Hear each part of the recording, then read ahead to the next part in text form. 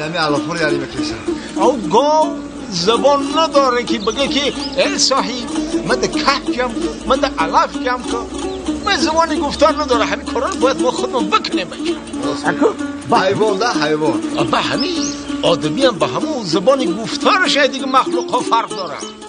بچه و این میگن که زبان دانی جهان دانی فهمیدی بچه میگن که زبان دانی جهان دانست